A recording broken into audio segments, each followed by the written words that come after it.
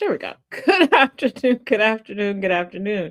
Thank you for joining me here for the Taz Effect Daily News in a way you did not know that you could use. For those listening in over the radio airwaves at GCPR.live, thank you for listening.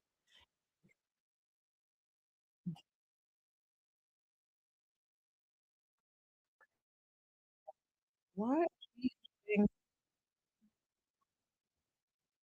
playback? That's odd. There we go. And those tuning in on Facebook, Substack, TikTok, and YouTube, thank you for joining us.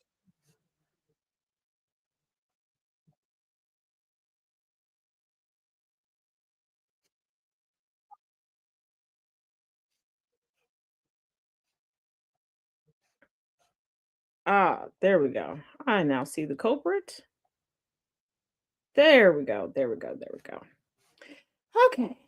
So, well, at least I thought I did. Okay. I think we're good now. All right.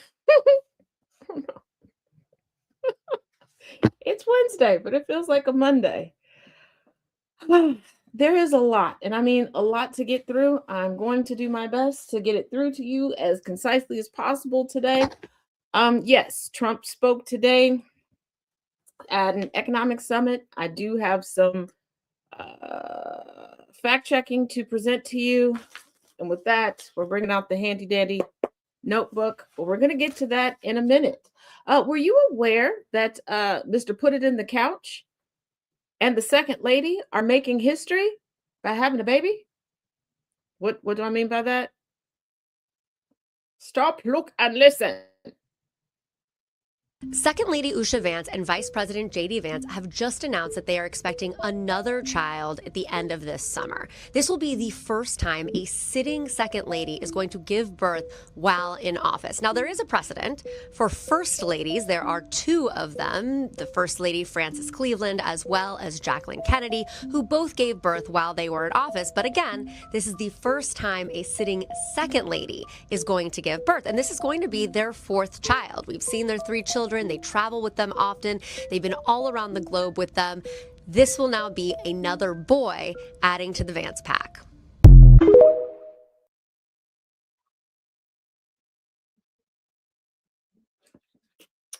Hold that thought. Well, Has she got 3 converted kids. No, as she well? hasn't. No, it's that's why I feel bad about it is, she's got 3 kids. Obviously, I help with the kids, but because I'm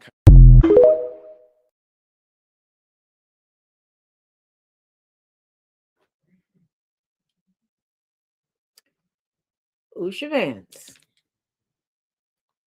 3. They have 3 kids, Nana J.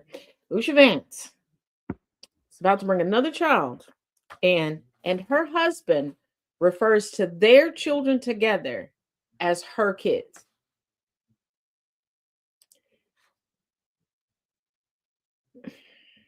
Some may find this, what I'm about to say next, as a bit nitpicky, but I don't like when any parent says that they help with the kids.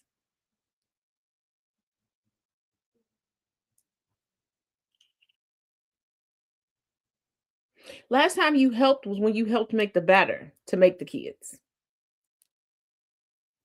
But yes, they are making history. Usha Vance will be the first second lady to give birth while in office, technically, because we know she spends most of her time in Cincinnati, Ohio. I don't even know how she got pregnant from that distance.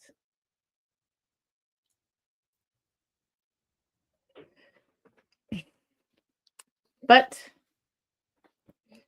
Vance has bigger fish to fry. If you all remember the story from his home and some Secret Service vehicles being vandalized outside of his home in Cincinnati, Ohio, one of his main Secret Service agent has been suspended. Here's why. Can I see your badge again with your photo? You said you were training.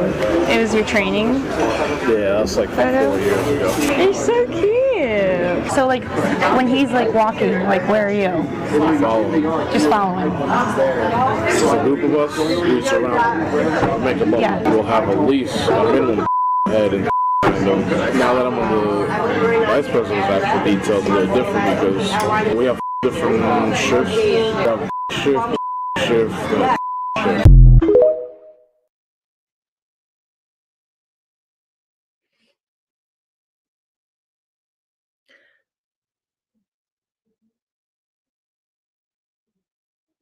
And this is the second one that I've discussed that's been on recording. Pretty high clearance. They've been tasked with securing pretty high profile person within the United States. Now, I don't know if these incels are so hard up to touch a woman's or just be near a woman's undercarriage that they feel the need to say things like this, especially in the technological age that we live in now, or if they just hate this administration this much that they don't care. Because let's not forget, this is the same Secret Service that allowed DHS Secretary Kristi Noem to have her purse stolen under their watch in a public bustling restaurant surrounded by her family members. And no, the person was not an employee of the restaurant. So I don't know. But let's deal with the elephant in the room that charged in this morning. This morning at the World Economic Forum, Trump said a bunch of stuff. I tried my best to condense it down to the most egregious. But let's start off with him talking about immigrants and insinuating heavily that this son and grandson and husband of immigrants, that immigrants don't bring anything to the country. Now, yes, I could go throughout history. I could tell you the most notable immigrants through the history of the United States, et cetera, et cetera, et cetera. Let's stick with most recent history, mind you. The parent company of Google, Alphabet, their co-founder, Sergey Brin, is from the Soviet Union. Jimson Huang, immigrated from Taiwan, co-founder of NVIDIA. Of course, Elon Musk, out of South Africa. One of the co-founders for eBay, hey Jay, one of the co-founders for eBay is Pierre Omidyar, French-born, and he's Iranian-American. YouTube co-founders, Stephen Chen from Taiwan, and Javed Karim out of East Germany. Huffington Post co-founder, Ariana Huffington from Greece.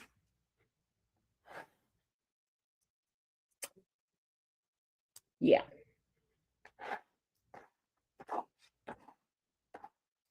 And I chose those particularly because a lot of times when I talk about the contribution of immigrants to the United States, people go, oh, well, I don't really use that. I don't use that. How much did that contribute? And let's not forget, and for you MAGA hats, you Fox Entertainment, Fox News watchers, he's Australian American. And I particularly want to point out YouTube, because how many times have you had a conversation with someone and they're like, no, when it comes to this, I found this YouTube video. So MAGA, if you're against immigration, well, I know y'all don't pay any attention to the Huffington Post, maybe leave YouTube, eBay, Google alone.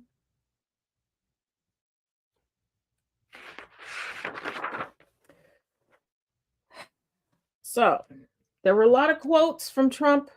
There were a lot of so much wrong information. Okay? So much. If you think I'm joking, here we go. I even color coded it. And this is just the first 2 pages. He said, and I quote, we're drilling more oil and gas now than we ever have by almost double.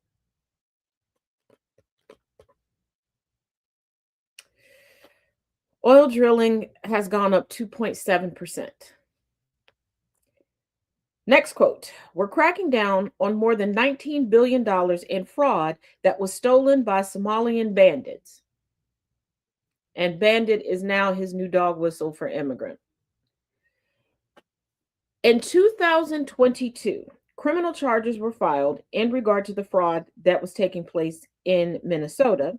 Investigations are continuing and dozens have been charged. In December 2025, additional charges were announced.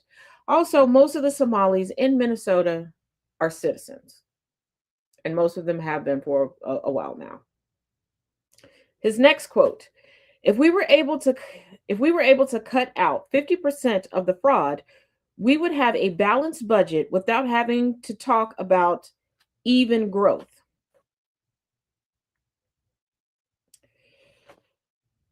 The highest fraud loss estimate is $521 billion. That's less than one third of the 2025 deficit, which is $1.775 trillion. And if that was the case, why is the money from the sale of Venezuelan oil going to offshore accounts, Trump?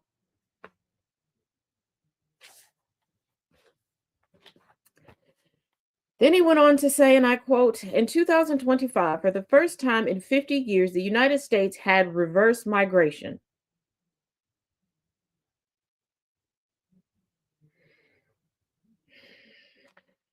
I miss the days when we had a capable, intelligent president. The United States, the last time the United States had net negative migration was from 1931 to 1940. Those years may sound familiar to you. Want to know why? It's during the time of the Great Depression. So that should tell you why we had negative net migration.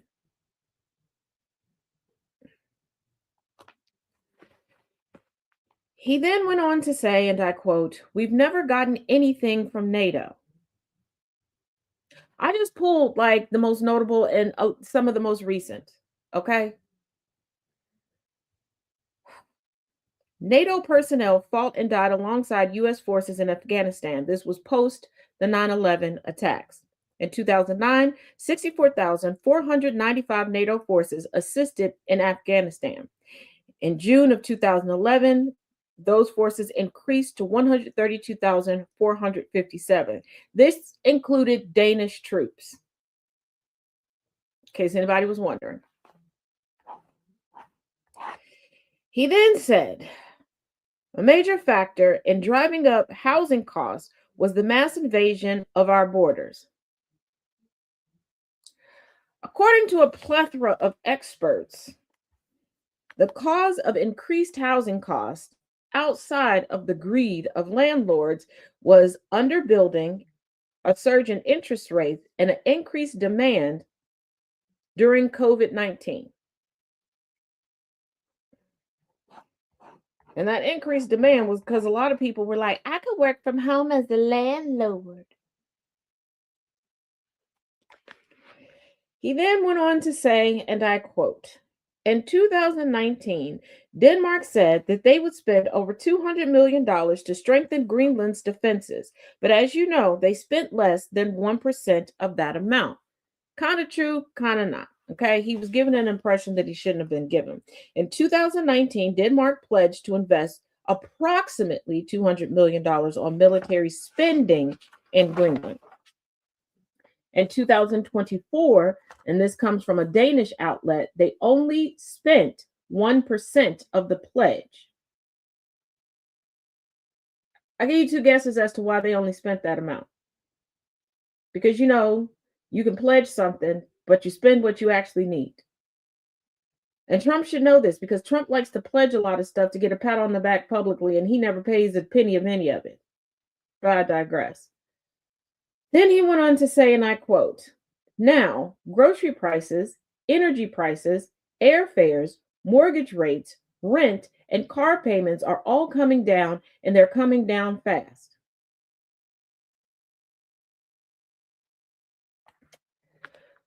Mortgages are down from over 7% to over 6%. Cars and airfare have decreased, but not all that rapidly. Groceries overall have increased. Yes, there are some items that individually have decreased, but median wise, no. Energy has seen an approximate 7% increase. Gasoline has gone from approximately, and this is just an average, $3.10 to $2.80 per gallon.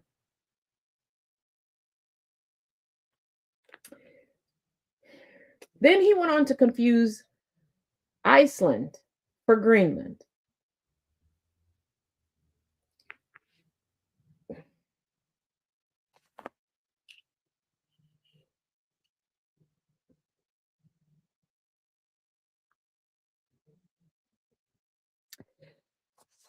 He said, and unfortunately, I quote, on Iceland, that I can tell you, our stock market took the first dip yesterday because of Iceland. So Iceland has already cost us a lot of money, but that dip is peanuts compared to what it's gone up, and we have an unbelievable future.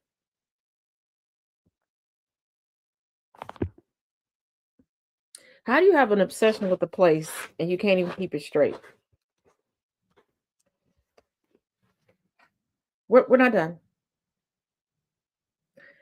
Then he went on to say, we gave Greenland back to Denmark.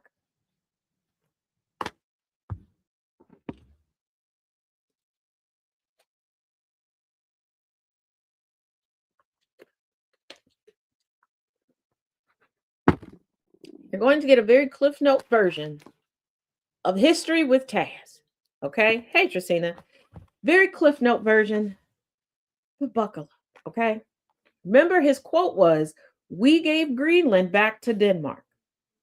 In the 1720s, Denmark colonized Greenland. In 1933, the International Court ruled that Denmark possessed a valid title to the sovereignty over all Greenland. That was a quote from the ruling. Why was this ruling necessary? Because in July of 1931, there was a dispute between Norway and Denmark regarding this. Norway and Denmark. You may not be aware of this, but neither Norway nor Denmark are the United States. In case you were confused. Moving on. In 1940, after the German invasion, the U.S. took responsibility, okay? As Tommy Pickles would say, I got responsibilities now. Took responsibility for Greenland's defense. That's it. That's it. That's it. That's it. Then in 1945, Denmark incorporated Greenland. Keep in mind, Cliff Notes version of History with Taz. Okay. Then in November of 1954, the U.S., through the UN, voted in favor of an end to Greenland's colonial type status. That's it, because Greenland went to the UN and was like, hey now, we've been incorporated. We feel like this status of us being colonized, we should get rid of it. And the United States was like, yeah, you're right. I'll vote in favor of it. We still weren't in control of it. It wasn't ours. Okay.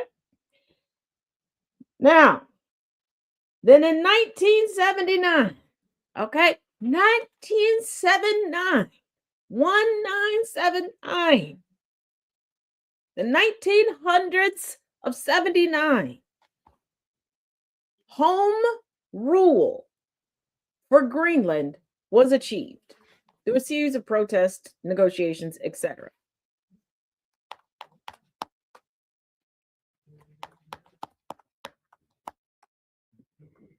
So when did we take it in order to give it back?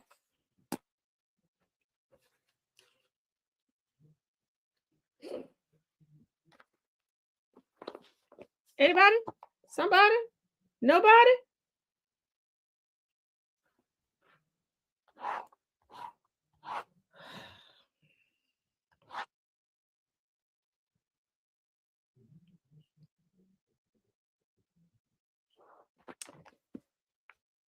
Then he went on to resurrect an oldie but goodie that we all wish would just stay dead.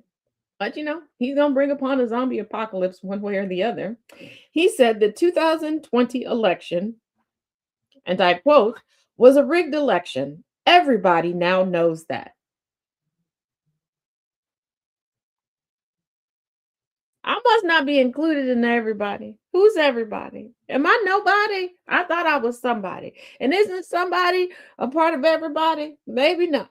Maybe I'm the one struggling with the English language. I mean, I do have some difficulty with some words. But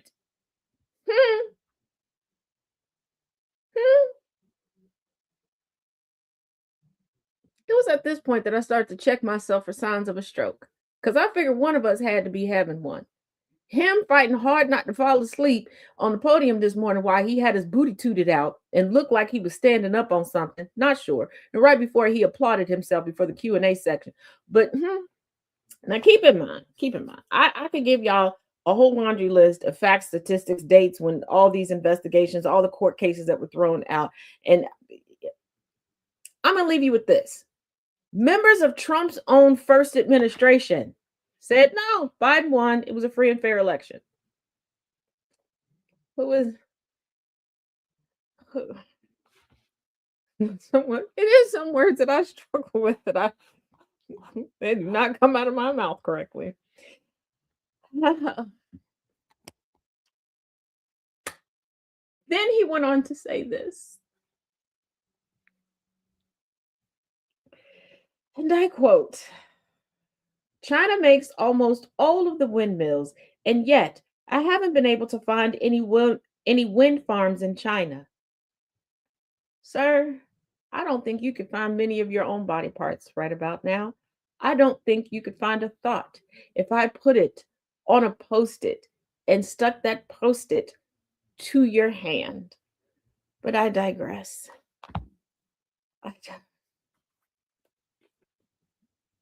I don't think in the English language. I don't. That's probably why I struggle with certain words, Jane. Probably because my thoughts are not in English.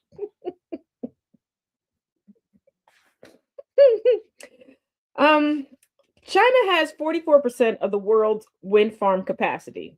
It is ranked number 1. Has almost double what the US has. Next page. Then regarding gas prices, because yes, we had to trickle back over to gas prices. Hey, Chirac. He said, and I quote, numerous states are at $1.99 a gallon. This is one of those, it's a lie, but it's a truth from Trump. Let me explain. And y'all know I can't stand when I have to say that he was right about something or that he told the truth about something. But like I said, it's one of those truths that's also a lie. You'll understand when I say this. At least 7 stations do have gas at that price per gallon. Before you go run and get your keys and start planning your commute to go past these gas stations. Remember, I said 7. I need some of that $1.99 gas. Well, I don't know if it's going to be worth it for you to get the $1.99 gas. Now, I did some research on my own, but I am not an oil and gas expert. So I did reach out to some people who work in the industry, have been there for a while. They double checked some stuff. They went through like some resources or whatever. At least 7 stations. But those stations are in smaller cities in Colorado, Oklahoma, Texas, and Wyoming. Now, for a good chunk of my adult life, I've lived in those smaller cities that are like kind of city, kind of urban, kind of rural, where a lot of stuff there is going to be cheaper because it's only like 50 of us in the damn city. So that's why I say it. He told kind of the truth, but it's kind of a lie. Then, no, I'm tired of hearing myself say then. But I watched multiple of these speeches from this forum. None of the other ones were as taxing as his. He said, I settled 8 other wars. He went from 8+ wars to 8 other wars.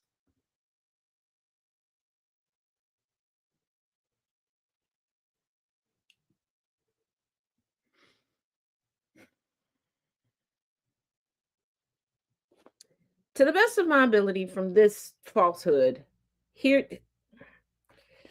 he loosely, and by he I mean his administration, loosely assisted in a handful of ceasefires. Now, these ceasefires were mostly incremental accords that have essentially reversed themselves. And many of the peace deals failed.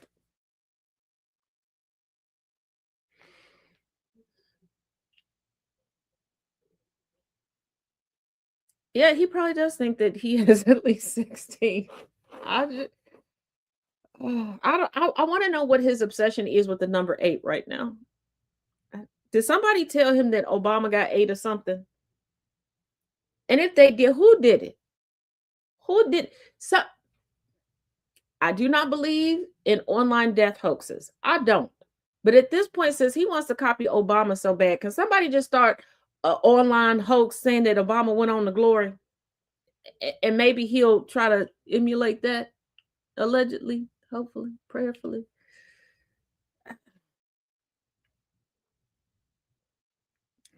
Okay. No, we're not done. We're not done. There's other news. There is, I promise you. But I don't like misinformation or disinformation floating around. He then said, we've lifted more than 1.2 million people off of food stamps. First of all, food stamp numbers have always fluctuated because some people need it long term, some people need it short term, etc. People die, people age out of certain systems where food stamps are provided to them. But here we go. Hold on. Well, Mr. Michael Pruitt, it is an honor that you were able to join today. And I'm glad that you're feeling well enough to join us today. It's good to see you, my friend. It's good to see you.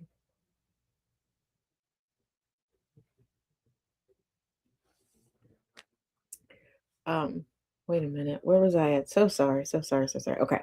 So here we go. From January to September of 2025, it went from 42.8 million recipients to 41.6 million. Like I said, fluctuations are standard. From the fiscal year 2022 until 2023, we went from 41.2 million to 41.7. And before you go, well, that was an increase. Keep in mind, that means from 2023 to 2025, we went from 4.17 million to 4.28 million.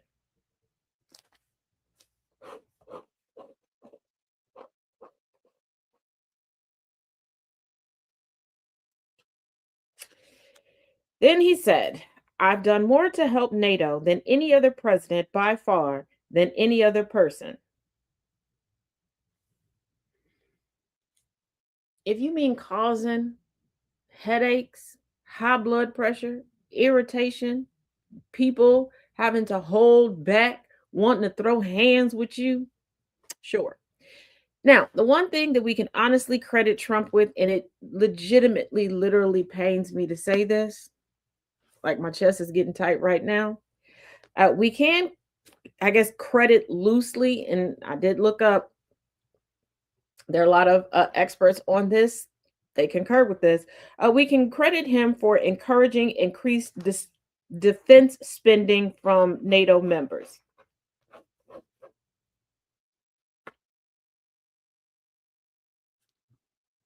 Yay, Trump, I guess. I don't know. But that's not the most anybody has. Then he said, in regards to AI,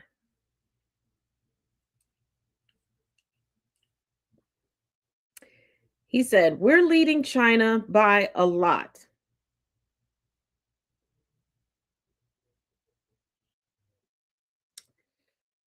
According to NVIDIA co-founder Jensen Huang, China is nanoseconds behind the United States when it comes to AI.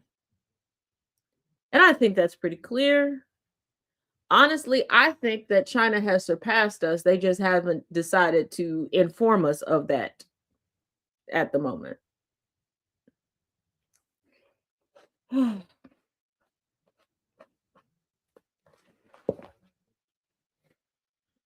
He then said, inflation has been defeated.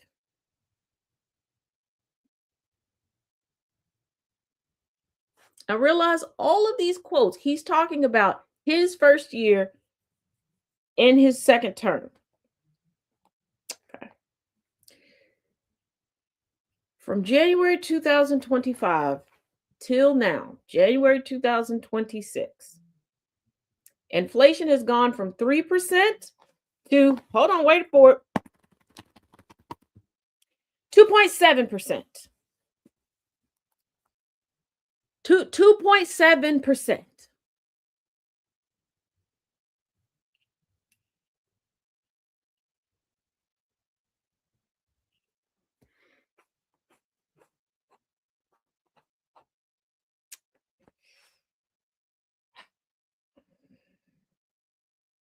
And then he said, we've secured commitments for a record-breaking $18 trillion.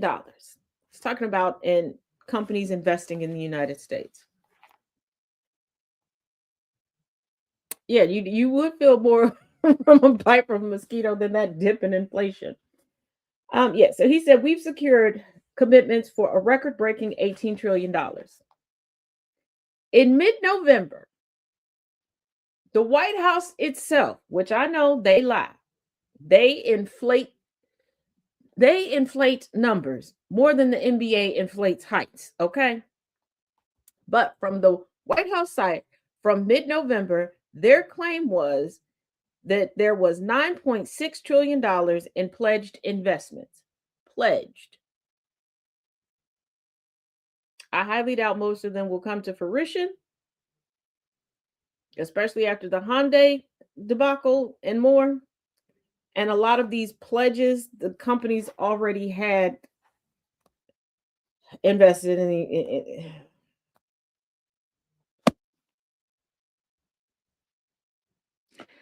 Outside of the fact checking that I did in real time during this morning's Sound of Coffee. And if you do not tune into the Sound of Coffee, you can check out the Sound of Coffee weekday mornings, 8 a.m. Eastern, 7 a.m. Central on GCPR Live, TikTok, Facebook, and YouTube for Ghost Claw Radio. But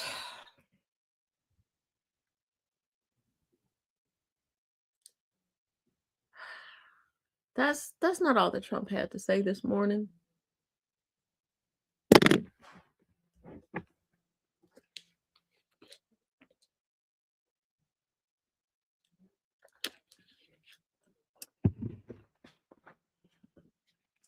Trump backs off tariffs over Greenland after NATO security talks. Now, during the forum, the economic forum, by the way. Yeah, Lexus is leaving Lexington. I did hear that too, Michael Pruitt. Trump did say that he wouldn't use force to take Greenland. Nobody believes that. But President Donald Trump Sr. said Wednesday he is dropping his threat to impose tariffs on several European countries, citing what he described as a new framework with NATO on Arctic security. They told you to go F yourself. They told you they were not going to capitulate to you. They told you to take your fist and sit on it and rock back and forth. That's how long the deal will last. Trump was clear it's long term. It's a deal that's forever, he said. It's what's called an infinite deal.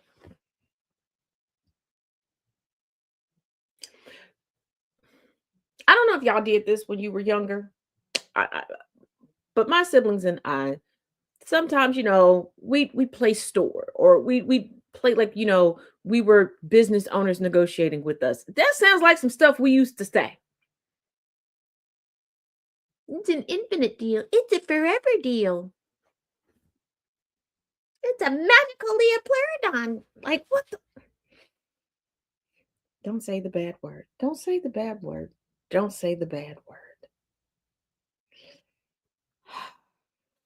The abrupt about face comes shortly after he told the World Economic Forum in Davos that the U.S. would not use force to pursue control of Greenland. Trump nonetheless reaffirmed his ambition to secure right, title, and ownership of the island and urged NATO allies not to stand in the way, warning that refusals would carry consequences for the alliance.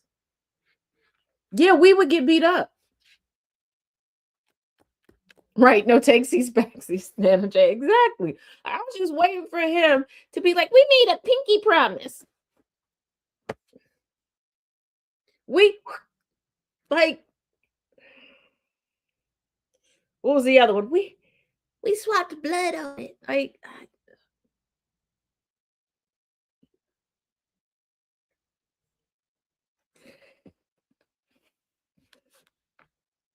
Trump also said that the U.S. is booming, but Europe is not headed in the right direction.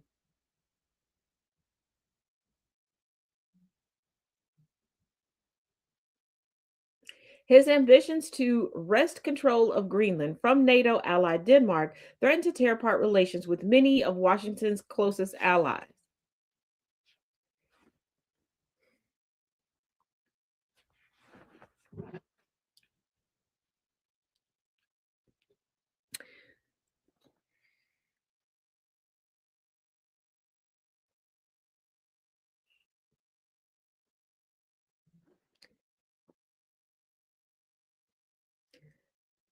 Trump family.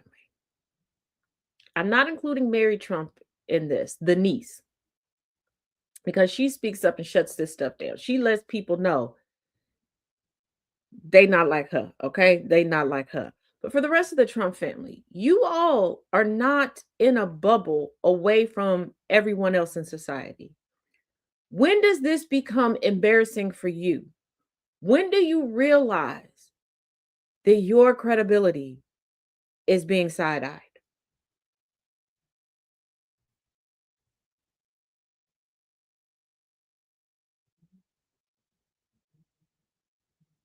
Because I've seen people distance themselves from family members for less egregious and idiotic rhetoric. I know somebody who cut their own son off for 2 years because anytime he spoke to somebody, he could be introduced to you. And credibility. I know, Michael Pruitt. I know everybody needs a good laugh. But anytime this young man would be introduced to anybody, just, hey, not his real name, but hey, Marcus, meet Suzanne. He would start talking to them about flat earth crap. And she had had enough. She had tried to talk to him, tried to educate him. And she's like, I got you tutors in school. I know that you were taught about the earth and the solar system and all these things. Okay. She cut him off, wouldn't talk to him, would not say in public that she was his mom, nothing. Because she's like, oh, hell no. I don't want people thinking that I encouraged it, that I taught it, that I'm a lot. No.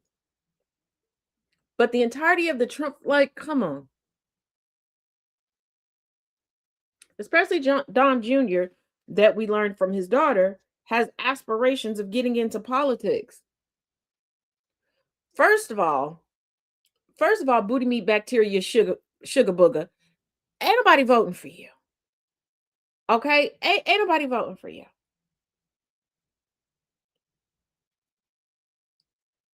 You worried about, you need to focus on not just having a string of fiancés. Okay? Actually marry one of these broads.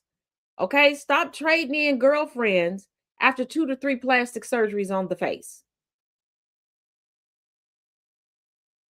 Okay, get it together. I'm pretty sure Aubrey O'Day will take you back, since she claims she love you down so bad.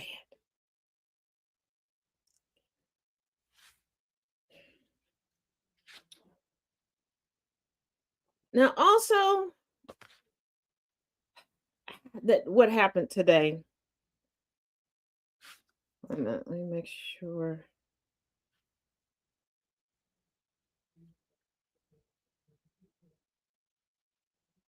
That there's no.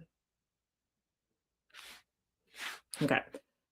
So the Supreme Court said that Trump can't get rid of Lisa Cook on the Fed board. He can sit there and go, "You're fired," all day long. Guess what? She's not.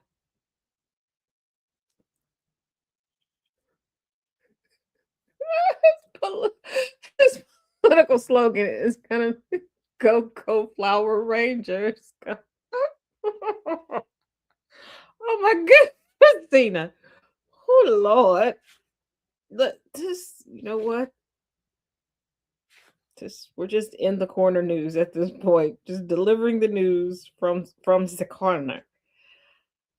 Now, also we have an update on Trump's peace board of peace, board of bullshit. Trump's board of peace is dividing countries in Europe and the Middle East because why is he treating this like it's the latest country club? Like, pay me $1 billion and you can sit around the table with us and talk about peace, even though I publicly said and sent y'all letters that I'm not really focused on peace, but go ahead, send me $1 billion. That I'm pretty sure that money's going to sit in the same offshore accounts in Qatar, too. Divisions emerged Wednesday over U.S. President Donald Trump Sr.'s Board of Peace as its ambitions have grown beyond Gaza, with some Western European countries declining to join, others remaining non-committal, and a group of Muslim countries agreeing to sign on. Does that mean he finally gonna stop talking shit about Muslims? Nah, probably not. Because most races don't realize that it ain't just dark-skinned people and medium-skinned people that are Muslim. There's some pale patties and Pauls that are Muslim too. Just saying. The developments underscored European concerns over the expanded and divisive scope of the project, which some say may seek to rival the UN Security Council's role in mediating global conflicts. Trump is looking to form a board officially this week on the sidelines of the World Economic Forum meeting in Davos, Switzerland. If you're about peace and you want to bring peace, just sit down and talk to these people. Why they got to pay $1 billion for you to show up? I bet you they'll be willing to quicker pay $1 billion if they never have to sit in close proximity to you like forever. Norway and Sweden said they won't accept their invitations after France also said no, while a bloc of Muslim-majority nations, Egypt, Indonesia, Jordan, Pakistan, Qatar, Saudi Arabia, and the United Arab Emirates, I told you, Jay, that I struggle with certain words. Said in a joint statement that their leaders would join. It was not immediately clear how many countries would accept. A White House official said about 30 countries were expected to join and about 50 had been invited. Two other U.S. officials who similarly spoke on condition of anonymity to describe internal plans not yet made public said roughly 60 countries had been invited, but only 18 had so far confirmed their participation. Trump, stop inviting people to stuff, okay? You invited people to your birthday party last year. Nobody came.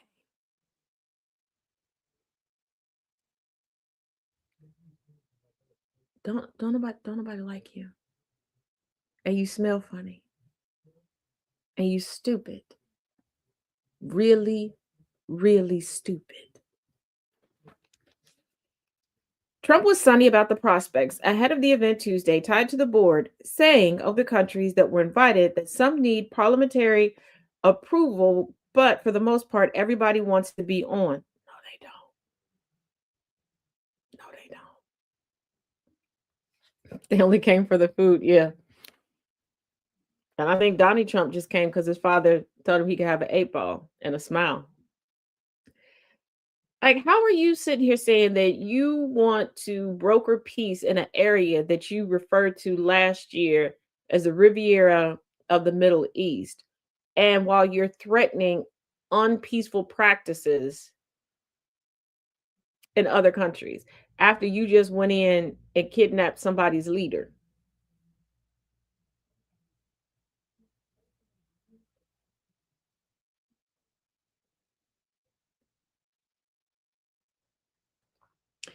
So Trump's Board of Peace, okay? The official chairman is, of course, Donald John Trump Sr. The founding executive committee is Marco Rubio, Steve Witkoff, who's a U.S. envoy, Jared Kushner,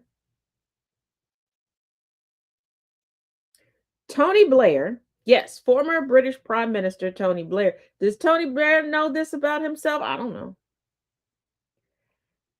A.J. Bonga of the World Bank president, Robert Gabriel, a U.S. Deputy National Security Advisor, Mark Rowan, CEO of Apollo Global Management. On the Gaza Executive Committee, and is said to be in charge of implementing the second phase of Gaza's ceasefire agreement, is Nikolai Molendov. I don't think that's gonna go how he think he gonna go. I don't. The Palestinian Technocratic Government for Gaza is chaired by Ali Shah. The International Stabilization Force is commanded by Major General Jasper Jeffers.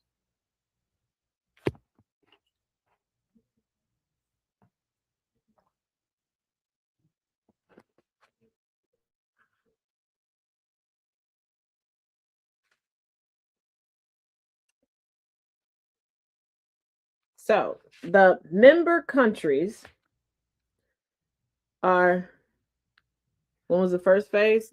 When they let the people eat, technically, last year. They never completed the first phase.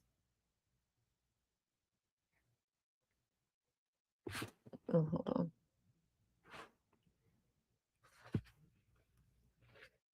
on. But okay, so the member countries are Argentina, Armenia, Azerbaijan, Bahrain, Belarus, Egypt, Hungary, Indonesia, Jordan, Kazakhstan, Kosovo, Morocco, Pakistan, Qatar, Saudi Arabia, Turkey, y'all know what it is. Uzbekistan and Vietnam. Did anybody tell Vietnam that they're part of this? Because I don't. Do they know?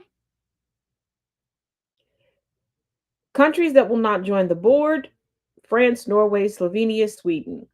Countries that have been invited but have remained non-committal: Britain, China, Croatia, Germany, Italy, European Union's executive arm, Paraguay, Russia, Singapore, Ukraine. How many meetings y'all want Ukraine to show up for?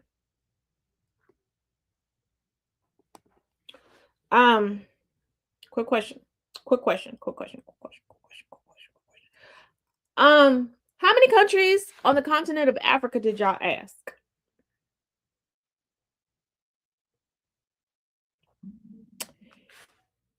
And as dumb as Trump is, did y'all send an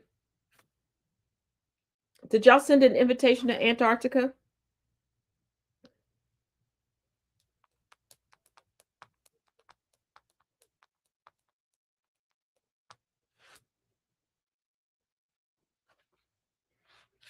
Yeah, I think so too, Michael Pruitt. I think it's 0. Now, we discussed this yesterday. The man who was abducted from his home, he's since back home, minimally clothed. Trump goons chilling excuse for detaining U.S. citizen in his underwear.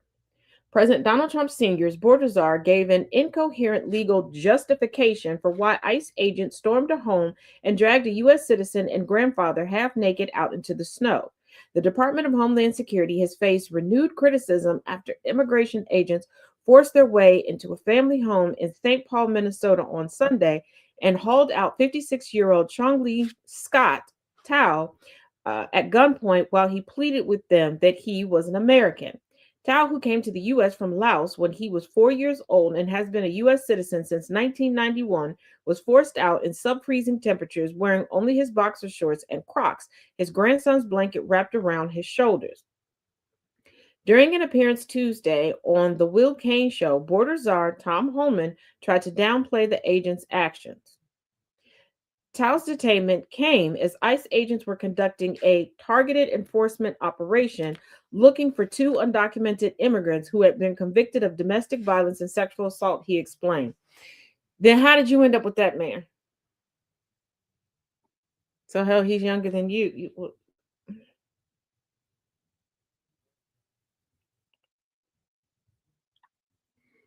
I wasn't gonna point that out. I'm gonna put that out. But here's the thing: if you're looking for a particular person, how you pulling out an old man chilling at home, and why were you there?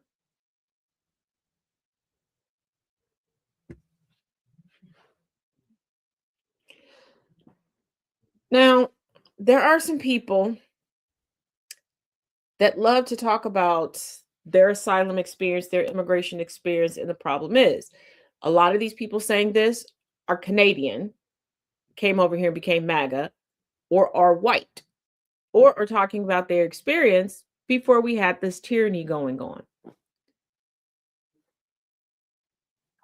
Pay close attention. As someone who legally filed for asylum in this country, I feel like I am the most qualified to talk about this subject because I actually did it. And the liberals who are calling me a Nazi right now for pointing out the facts and the truth have no idea. People are not just being whisked away from their asylum hearings and being deported. You literally can't do that. If you have filled out all the paperwork properly, if you have followed all of the rules, if you've not broken the law or committed crimes, you cannot be deported for absolutely no reason. Do you understand?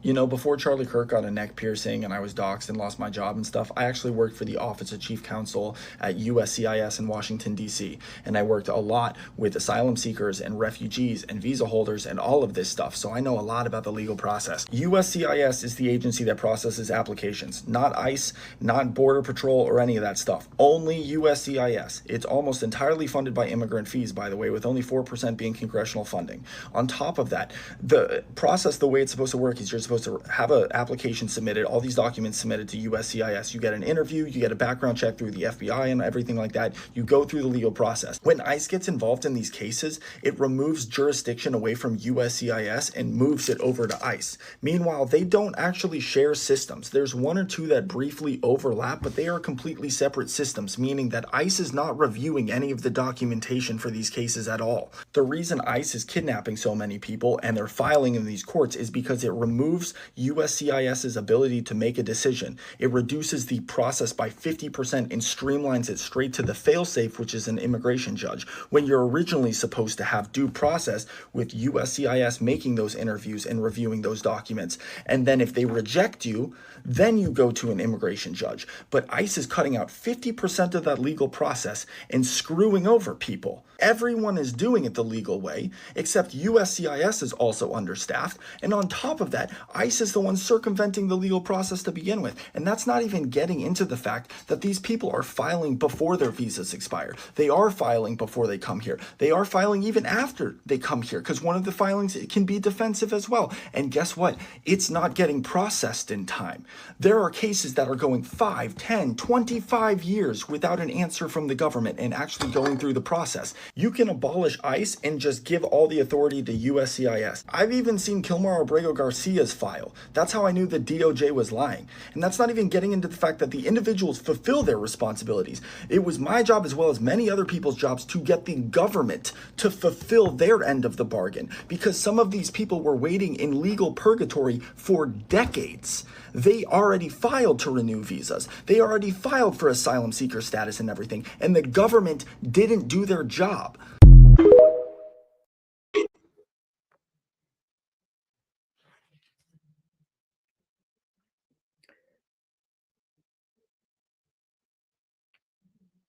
We are past the point, for me personally, to continue to have patience for people who do not want to reconcile with the fact that there are multiple United States that exist at one time.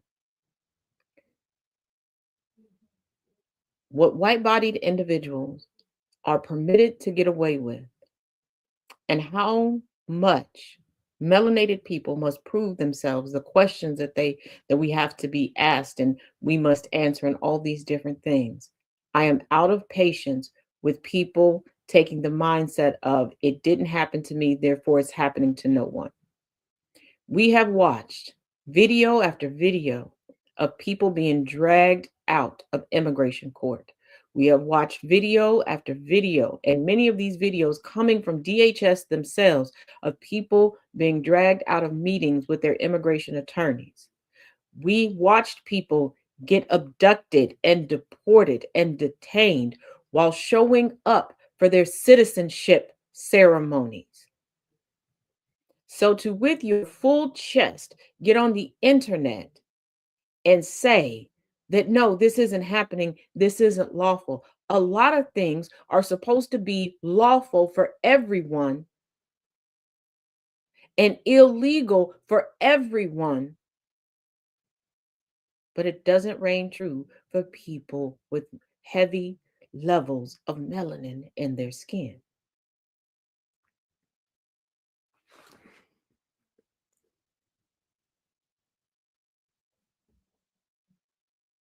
Oh,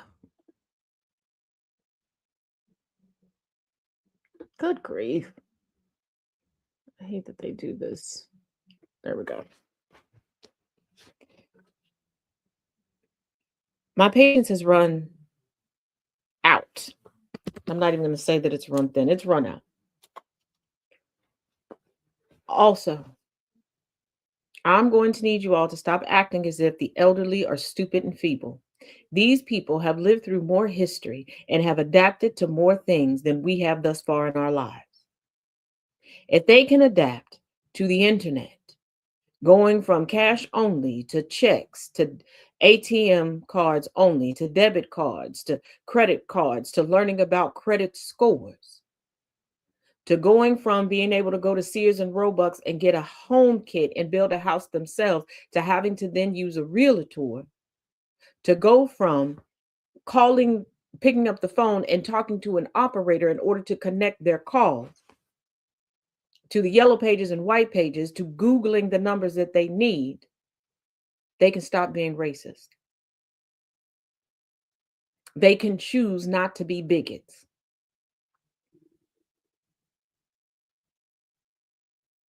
I'm not going to sit and have patience or give grace to people who went to segregated elementary schools, middle schools, and high schools. I am not going to sit back and give grace to people who stood by their parents and spit on children who just wanted to be educated.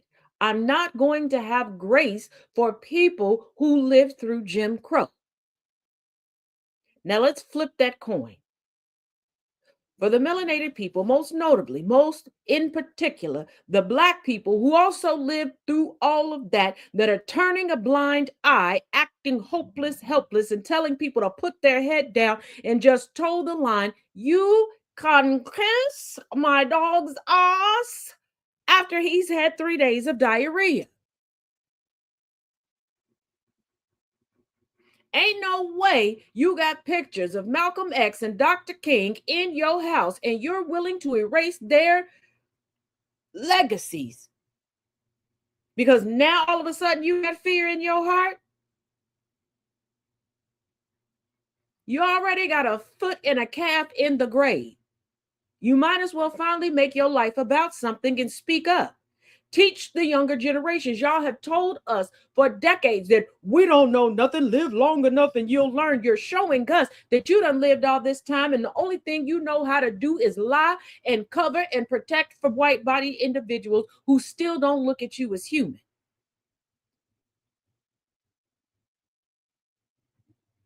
I am out of patience and grace for people who make a bigger stink about not being able to use an expired coupon at the local grocery store than they are about telling their representation how to represent them.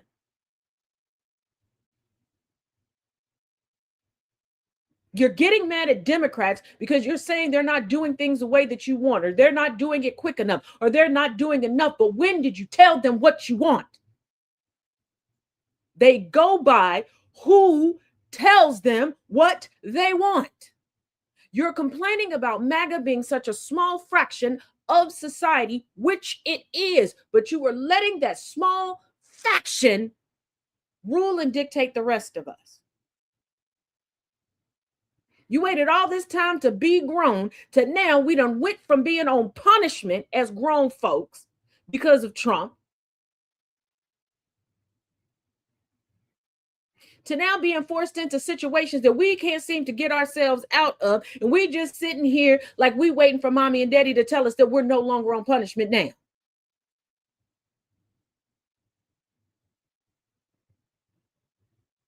Part of the grown things that you can now do is exercising your civic duty and reclaiming your damn dignity.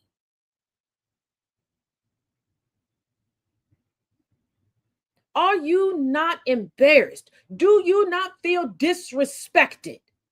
Are you not tired of watching other countries thrive instead of fighting to survive like we are now?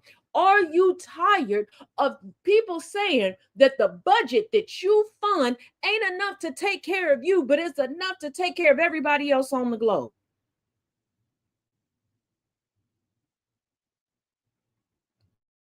I don't know about you, but I fought too damn hard to find my voice and figure out how to use my voice for me to mute myself. It took me too long to submit myself in the woman that I am today, to downgrade myself to a child for the sake of somebody else's comfort. Now, just like with everybody else, I'm still a work in progress, and I will be until I go on to glory. I know that.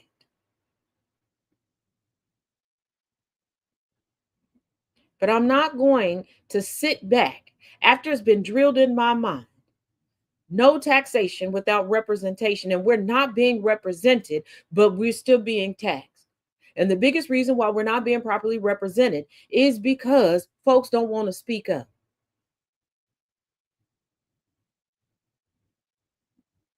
You will inquire impeccable research skills to look up somebody that said you looked fat in that outfit in 1982.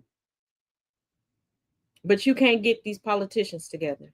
Y'all could come together to eliminate Black and brown cities and communities, but you don't know how to come together to save yourself?